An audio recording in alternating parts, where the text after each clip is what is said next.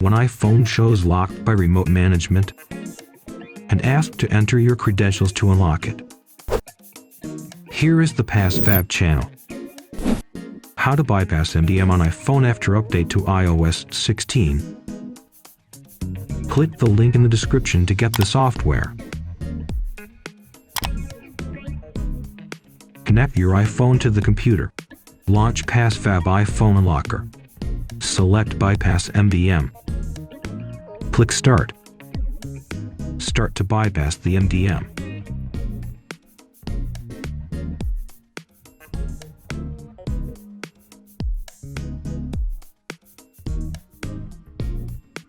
OK, MDM bypass complete.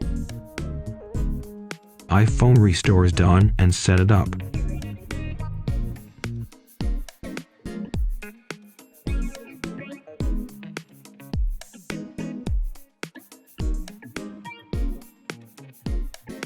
Well, that's all for today. Thank you for watching.